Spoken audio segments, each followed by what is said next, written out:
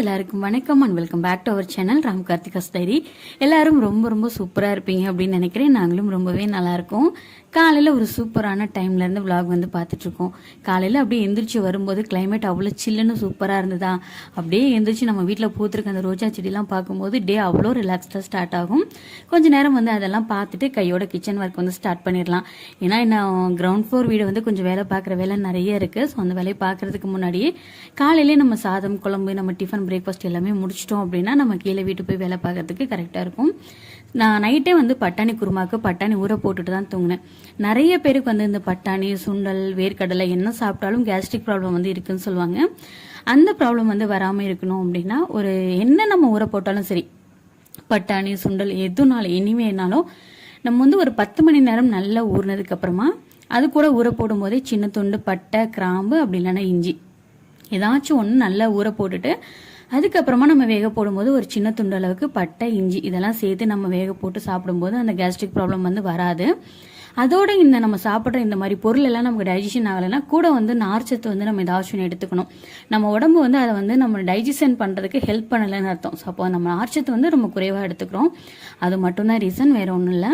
இப்போ கையோட வந்து குருமா வைக்கிறதுக்காக ஸ்டார்ட் பண்ணிட்டேன். ஸோ இந்த கேப்பில் கொஞ்சம் நேரம் அப்படியே மாடியில் போய் சுடுதண்ணி குடிச்சிட்டு அதுக்கப்புறம் நின்று பார்த்துட்டு அதுக்கப்புறம் தான் ஒர்க் வந்து ஸ்டார்ட் பண்ணுறேன்.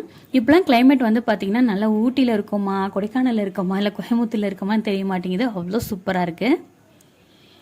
குருமா வந்து நான் ரொம்ப சிம்பிளாக தான் எப்போவுமே வைப்பேன். ஸோ ஸ்பெஷலான்னு கேட்டால் அந்த மாதிரிலாம் ஒன்றும் இல்லை. யூஷுவல் எப்பவும் போல் அம்மா வந்து இந்த மெத்தடில் தான் வைப்பாங்க. வறுத்து அரைச்சி தான் வைப்பாங்க.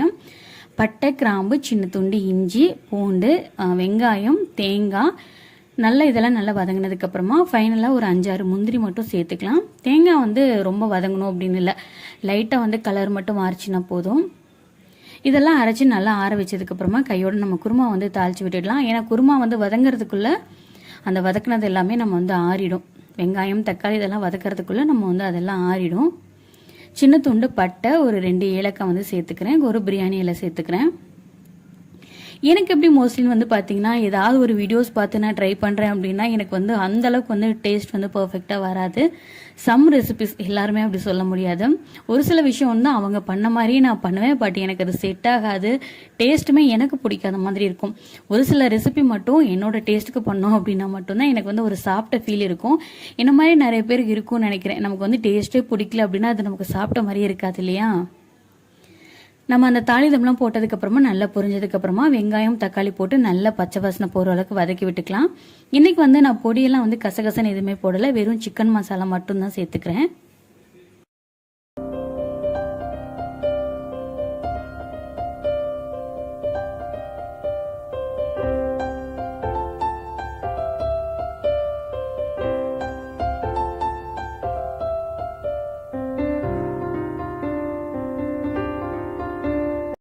நம்ம வதக்கி வச்சிருந்த அந்த வெங்காயம் முந்திரி தேங்காய்லாம் இருக்கு இல்லையா, அதெல்லாம் நம்ம தனியாக நல்லா காஞ்சதுக்கு அப்புறமா நம்ம அரைச்சி எடுத்துட்டு வந்துடலாம். காஞ்சது மீன் ஆறுனதுக்கு அப்புறமா ஸோ அரைச்சி எடுத்துட்டு வந்துடலாம். இப்போ வந்து அந்த பேஸ்ட்டை சேர்த்து நல்லா பச்சை வாசனை போகிற வரைக்கும் வதக்கி விட்டுக்கலாம்.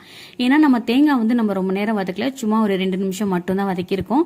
லைட்டாக வந்து அந்த நம்ம சரியாக வதக்காமல் சேர்த்துட்டோம்னா நெஞ்சரிச்சல் வந்து இருந்துகிட்டே இருக்கும். ஸோ அதனால நான் மோஸ்ட்லி தேங்காய் செய்யும் போது மட்டும் கொஞ்சம் பார்த்து தான் செய்வேன். இப்போ வந்து அந்த பச்சை வாசனை போகிற வரைக்கும் நல்லா வதக்கி விட்டதுக்கு அப்புறமா நம்ம பட்டாணி சேர்த்துக்கலாம். இது வந்து நான் வந்து தனியாக வேகலாம் வைக்கல, ஏன்னா நான் ஆல்ரெடி பட்டாணி ஒரு 12 மணி நேரம் கிட்ட நல்லா ஊற தான் வச்சிருக்கேன். நார்மலாக விசில் வந்ததுனாலே போதும். அதோட வந்து இந்த குருமாவும் சேர்த்தே கொதிச்சிரும். இப்போ வந்து எல்லாத்தையும் சேர்த்து நல்லா மிக்ஸ் பண்ணிட்டு நம்ம ஃபைனலாக அந்த தண்ணியும் நமக்கு எந்த அளவுக்கு தண்ணி தேவையோ அந்த அளவுக்கு தண்ணி சேர்த்துக்கலாம். இது வந்து சப்பாத்தி இட்லி தோசை சாதம் எல்லாத்துக்குமே ரொம்ப சூப்பராக இருக்கும். பட் ஒவ்வொருத்தருக்கும் ஒவ்வொரு டேஸ்ட் இருக்கும் இல்லையா. எனக்கு வந்து இந்த டேஸ்ட்டில் வந்து இந்த குருமா வச்சு சாப்பிட்டோன்னா ரொம்ப பிடிக்கும். அம்மா வந்து மிளகாத்தூள் மல்லித்தூள் கரம் மசாலா அந்த மாதிரி வந்து சேர்த்துக்குவாங்க. நான் வந்து எப்போவுமே வந்து கசகசன்னு சேர்க்கவே மாட்டேன். ஒன்று சிக்கன் மசாலா அப்படி இல்லைன்னா மட்டன் மசாலா இந்த மாதிரி குருமா ரெசிபிக்கலாம். இப்போ வந்து நல்லா ஒரு விசில் போட்டு விட்டுட்டோம் அப்படின்னா குழம்பு வந்து சூப்பராக ரெடி ஆயிரும்.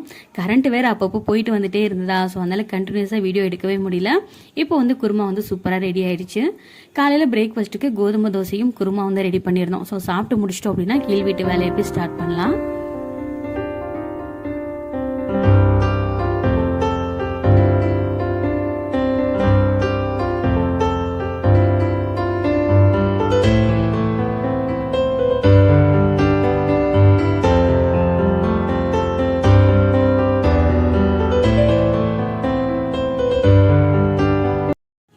காலையில் சாப்பிட்டு முடிச்சதுக்கப்புறமா கொஞ்சம் நேரம் உட்காந்து ரிலாக்ஸ்டாக படம் பார்த்துட்டே இருப்பேன்.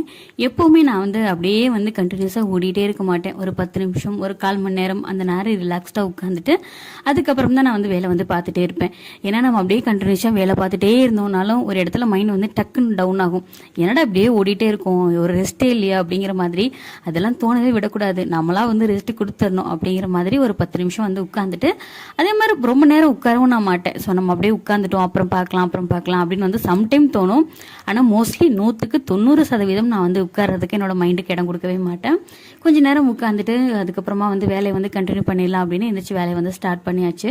குருமா வந்து கொஞ்சம் மீதம் இருந்தது. ஸோ மதியானம் சாப்பாடுக்கு எடுத்து வச்சிட்டோம் அப்படின்னா ரொம்ப அட்ஜஸ்ட் பண்ணிக்கலாம். ஏன்னா நானும் ஹஸ்பண்ட் மட்டும்தான். அதே மாதிரி ஹஸ்பண்ட் வந்து எனக்கு இதுதான் வேணும் அதுதான் வேணும்லாம் கேட்கவே மாட்டாங்க. என்ன இருக்குதோ அட்ஜஸ்ட் பண்ணிக்குவாங்க. ஸோ அதனால் வந்து பிரச்சனையே இல்லாத ஒரு பர்சன் தான் என்னோட ஹஸ்பண்ட். ஸோ அதனால் எனக்கு வந்து கம்பல்சரி ஏதாவது ஒரு ரெசிபி பண்ணியே ஆகணும் அப்படின்லாம் கிடையாது. எப்போவாவது வந்து ரொம்ப ரேராக கேட்பாங்க, இது சாப்பிடணும் போல் இருக்குது, உனக்கு டைம் இருந்தால் சரியா அப்படிங்கிற மாதிரி தான் கேட்பாங்க. அதனால மதியம் வந்து கொஞ்சம் ரசம் மட்டும் வச்சுட்டு லஞ்ச் வந்து ரெடி பண்ணியாச்சு. ஸோ ஒரு பக்கமாக வந்து சாதம் வந்து ரெடி ஆகிட்டு இருக்கு. ஸோ பாட்டில்ஸ்லாம் எடுத்து க்ளீன் பண்ணி வச்சிட்டோம் அப்படின்னா கீழ் வீட்டுக்கு போகும்போது ஃப்ரெஷ்ஷாக எடுத்துகிட்டு போகலாம் அப்படின்றதுக்காக பாட்டில்லாம் க்ளீன் பண்ண ஸ்டார்ட் பண்ணிட்டேன். இன்னும் வந்து ஒரு 10 days தான் இருக்குது. ஏன்னா நம்ம குவார்ட்டர்ஸ் காலி பண்ணணும். நம்ம ஒன்ஸ் வந்து நமக்கு பெட்டிஷன் நமக்கு லெட்டர் கொடுத்துட்டாங்கன்னா நம்ம அவங்க சொல்கிற டைமுக்குள்ளே நம்ம வந்து காலி பண்ணி கொடுத்துடணும். நம்ம இஷ்டத்துக்குலாம் வந்து பண்ண முடியாது.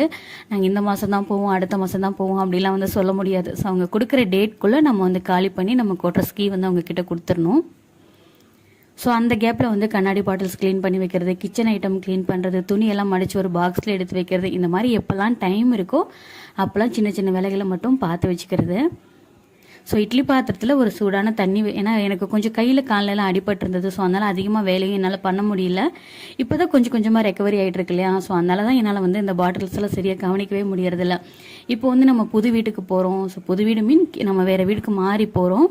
ஸோ அதனால் நம்ம கொஞ்சம் க்ளீனாக நம்ம ரெஃப்ரெஷ்ஷாக போகலாம் அப்படின்னு சொல்லிட்டு தான். ஸோ நம்ம எவ்வளோ தான் கொஞ்சம் பெயின் இருந்தாலும் பரவாயில்ல, பேர் பண்ணிக்கலாம் அப்படின்னு அந்த வேலையை பார்த்துட்டு இருந்தேன். என்னதான் கட்டு போட்டு கட்டை பிரிச்சிட்டோம் அப்படின்னா கூட பெயின் வந்து கொஞ்சம் அப்பப்போ இருக்க தான் செய்யும். ஆனால் அவங்க வந்து சொல்லி தான் விட்டாங்க, முழுசாக வந்து ரெக்கவரி ஆகிறதுக்கு 6 months வந்து கண்டிப்பாக ஆகும்ப்பான்னு சொல்லி தான் விட்டாங்க. அதனால் மோஸ்ட்லி எனக்கு கொஞ்சம் பெயின் இருக்கிற மாதிரி இருந்ததுன்னா ஹஸ்பண்ட் வந்து எனக்கு வந்து ஃபுல் ஹெல்ப் பண்ணுவாங்க. ஸோ பாட்டில்ஸ்லாம் வந்து இட்லி பாத்திரத்தில் நல்ல ஒரு சுடுதண்ணி வச்சுட்டு அதில் வந்து உர போட்டிருக்கேன். ஏன்னா கொஞ்ச நாள் பிசு பிசுன்னு இருக்குது சரியாக கவனிக்காததுனால. அம்மா இருந்தாங்கன்னா இதெல்லாம் பண்ணி வச்சுருவாங்க. நான் தான் செய்யணும்னு இல்லை, அம்மாவே பண்ணி வச்சுருவாங்க. ஸோ அந்த வேலையை தான் பார்த்துட்டு கையோட லஞ்செல்லாம் முடிச்சதுக்கப்புறமா கொஞ்சம் நேரம் ரெஸ்ட் எடுத்துகிட்டு ஈவினிங் ரொட்டீன் தான் அப்படியே வந்து பார்த்துட்ருக்கோம். ஈவினிங் வந்து சுவாமிக்கு தீபம்லாம் போட்டதுக்கப்புறமா இப்போ வந்து பார்த்திங்கன்னா என்னோடய ரொட்டீன் வந்து கொஞ்சம் மாறி இருக்குது. ஏன்னா இப்போ தான் வந்து டியூஷன் எடுக்கிறதுக்கு ஸ்டார்ட் பண்ணியிருக்கேன். ஒர்க்குக்கும் போகிறதில்ல, வீட்டிலே தான் இருக்கும். அம்மா எப்போ பேசினாலும் சொல்லிக்கிட்டே தான் இருப்பாங்க, நீ படிச்சிருந்தும் படித்த படிப்பெல்லாம் வேஸ்ட் பண்ணிட்டு தான் இருக்க, ஏதாவது ஒன்று பண்ணக்கூடாதா அப்படின்னு கேட்டுகிட்டே இருப்பாங்க. எனக்கு வீட்டில் இப்போ நான் இருக்கணும் அப்படிங்கிறது ஒரு சிச்சுவேஷன். ஸோ வீட்டில் இருந்துகிட்டே நம்ம என்ன பண்ணலாம் அப்படின்னு தான் நான் யோசித்தேன். இதில் வந்து நம்ம பணம் சம்பாதிக்கணும் அப்படிங்கிறது காட்டிலும் நமக்கு மைண்டும் ரிலாக்ஸ்டாக இருக்கணும். அட் த சேம் டைம் நான் எப்போவுமே என்ன யோசிப்பேன் அப்படின்னா, நம்ம ஒரு வருமானம் சம்பாதிக்கும் போது மட்டும்தான் நம்ம பெற்றவங்களுக்கோ இல்லை நமக்கு ஒரு வேணுங்கிற பொருளை நம்மளால் தைரியமாக வந்து வாங்கிக்க முடியும்.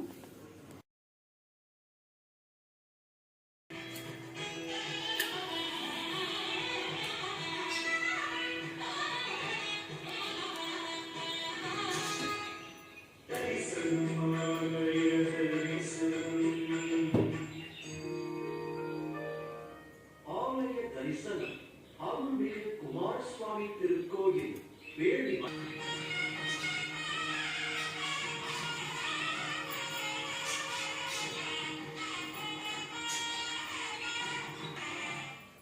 மூலம் குமாரசுவாமி உற்சவர் மணவாள குமாரன்.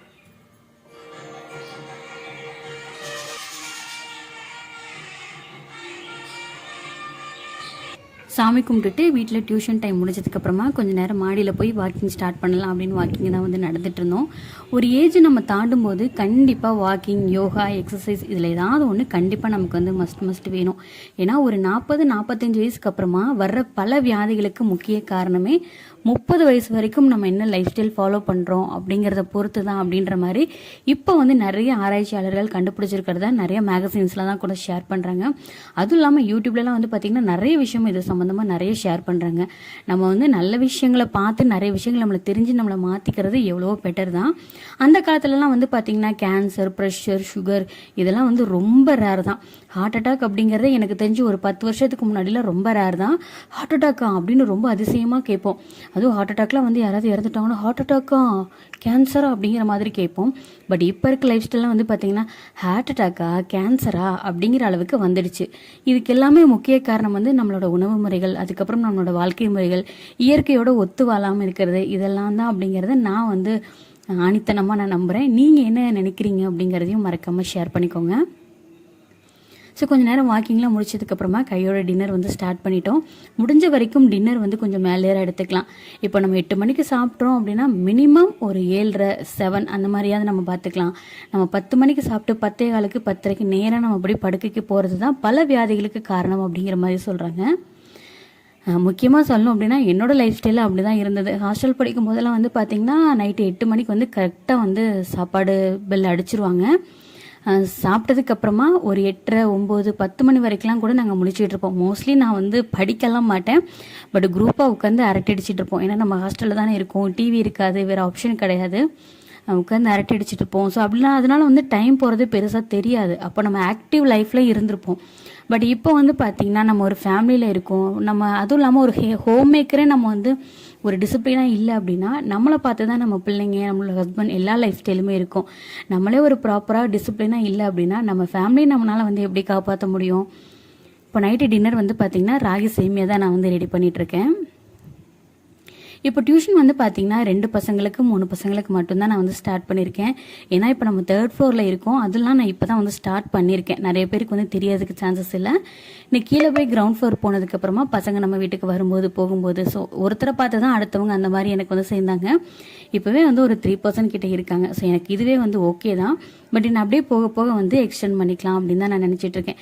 இப்போ அதுவும் இல்லாமல் 2-3 பேர் கேட்டிருக்காங்க. பட் நான் ஓகே சொல்லாத ரீசன் வந்து பார்த்தீங்கன்னா வீடெல்லாம் ஷிஃப்ட் பண்ணிவிட்டு கீழே போனதுக்கப்புறமா பார்த்துக்கலாம். ஏன்னா நிறைய பசங்களையும் உட்கார வச்சுட்டு நம்மளால் அவங்களுக்கும் உருப்படியாக சொல்லிக் கொடுக்க முடியாது, வீட்டு வேலையும் பார்க்க முடியாது. ஸோ 2ஆம் கேட்டானா இருக்கணும் இல்லையா? அதுக்கு வந்து ஏதோ கொஞ்சம் உருப்படியாக பண்ணலாம்னு சொல்லிட்டு கீழே வந்ததுக்கப்புறமா கன்ஃபார்ம் பண்ணிக்கலாம் அப்படிங்கிற மாதிரி நான் சொல்லியிருக்கேன். உண்மையாகவே இந்த விஷயத்தை பொறுத்த வரைக்கும் நான் எங்கள் அம்மாவுக்கு தான் வந்து நான் தேங்க்ஸ் சொல்லணும். ஏன்னா ஃபேமிலியில் வந்து எத்தனையோ நாள் வந்து குடும்பத்தில் ரொம்ப கஷ்டமான ஒரு சூழ்நிலைலாம் இருந்திருக்கு. அம்மா நான் வேண்டாம்மா, நான் வேலைக்கு போகிறேன், நான் படிக்கலை, எனக்கு படிப்பே வரலன்னு நான் போய் சொன்ன நாட்கள்லாம் என்னோடய வாழ்க்கையில் இருக்குது.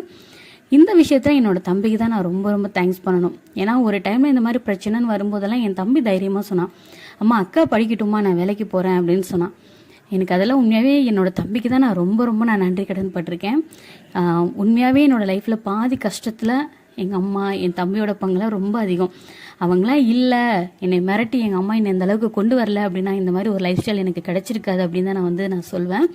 அன்னைக்கு வந்து எங்கள் அம்மா வந்து பரவாயில்ல, எவ்வளோ கஷ்டம் வந்தாலும் பரவாயில்ல, நான் பார்த்துக்கிறேன், நீ படி அக்கா, நீ படிக்கா, நான் பார்த்துக்கிறேன்க்கான எங்கள் அம்மாவும் என் தம்பியும் கொடுத்த ஊக்கத்தினால மட்டும்தான் இன்னைக்கு ஒரு 4 பசங்களுக்கு நான் டியூஷன் எடுக்கிற நிலைமைக்கு நான் வந்திருக்கேன் அப்படின்னு சந்தோஷமாக நான் வந்து சொல்லிக்கிறேன். நான் பொய்யெல்லாம் சொல்ல விரும்பலைங்க. நான் வந்து பிறக்கும் போதே அப்படி பிறந்தேன் இப்படி பிறந்தேன் அப்படின்னு ஒரு சாதாரண ஏழை ஒரு வறுமை குடும்பத்தில் தான் நான் வந்து பிறந்தேன். பட் இன்னைக்கு வந்து கடவுள் என்னை இந்த அளவுக்கு வச்சிருக்கிறதுக்காக நான் கடவுளுக்கு நான் ரொம்ப ரொம்ப நான் வந்து தேங்க் பண்ணிக்கிறேன். ஸோ டின்னர் செஞ்சு முடிச்சதுக்கப்புறமா ஹஸ்பண்டுமே வந்துட்டாங்க. இப்போலாம் அதிக டைம் வந்து பார்த்தீங்கன்னா என் ஃப்ரெண்டு பையன் கூட தான் போகுது. ஃப்ரெண்டு இத்தனை நாளாக ஊரில் இருந்தாங்க. ஸோ இவனோட டெலிவரிக்காக தான் போயிருந்தாங்க. இப்போ தம்பிக்குமே 1.25 வயசு ஆகிடுச்சு, வந்துட்டாங்க. ஏன்னா பெரிய பையனை இங்கேயே ஸ்கூல் சேர்த்தாச்சு, ஸ்கூல் ஜாயின் பண்ணி போயிட்டுருக்கான். ஸோ அதனால் மோஸ்ட்லி இவன் கூட தான் வந்து டைம் வந்து போயிட்டு இருக்கு. எங்களுக்கு இது வரைக்கும் நாங்கள் குழந்தைக்காக வெயிட் பண்ணிட்டு தான் இருக்கோம். ஸோ அந்த கவலை வந்து இவன் வந்ததுக்கப்புறமா இல்லைன்னு தான் சொல்லணும். பாதி நேரம் எங்கள் வீட்டில் தான் இருப்பான். ரொம்ப சுட்டித்தனம் பண்ணிகிட்டே இருப்பான். எனக்கு அதெல்லாம் பார்க்கும்போது அவனை மிரட்டணும்னு எனக்கு தோணவே தோணாது. பார்த்து ரசிச்சுக்கிட்டு தான் இருப்பேன்.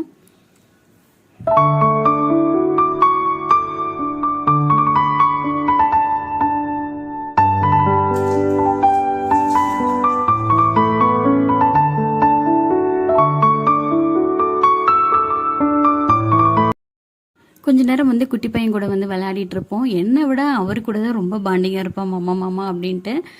பாலெல்லாம் எடுத்து ஃப்ரிட்ஜில் ஸ்டோர் பண்ணிவிட்டு கிச்சனை மட்டும் க்ளீன் பண்ணிவிட்டு தூங்க போயிட்டோம் அப்படின்னா எனக்கு டே வந்து சூப்பராக கம்ப்ளீட் ஆகிடும். எனக்கு வந்து இப்போது இந்த விஷயம் பேசும்போது ஒரு விஷயம் ஷேர் பண்ணணும் அப்படின்னு தோணுது.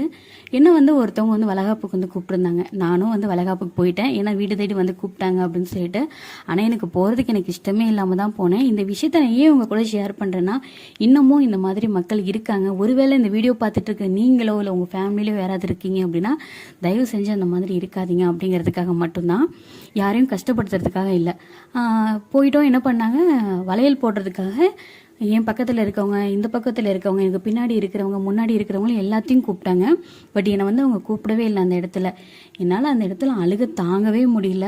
விட்டால் கொஞ்சம் நேரத்தில் வாய் விட்டு அழுதுருவேன் அப்படின்னு எனக்கே தெரிஞ்சிருச்சு.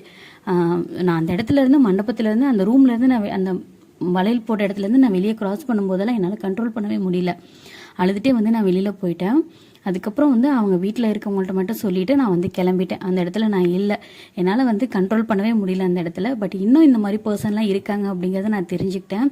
ஸோ முடிஞ்ச வரைக்கும் அந்த மாதிரி இருக்காதீங்க. பிள்ளைங்க இல்லாதவங்கள விட அவங்களோட வருத்தத்தெல்லாம் அவ்வளோ சீக்கிரம் வந்து சொல்ல முடியாது. ஸோ பாட்டில்ஸ் எல்லாம் ஃபைனலாக க்ளீன் பண்ணி முடிச்சுட்டு இன்றைக்கி டேவை சூப்பராக கம்ப்ளீட் பண்ணியாச்சு. உங்களை ஏதாவது நான் காயப்படுத்துறது மாதிரி பேசியிருந்தேன், மன்னிச்சுக்கோங்க. நெக்ஸ்ட் வீடியோவில் பார்க்கலாம். பாய்.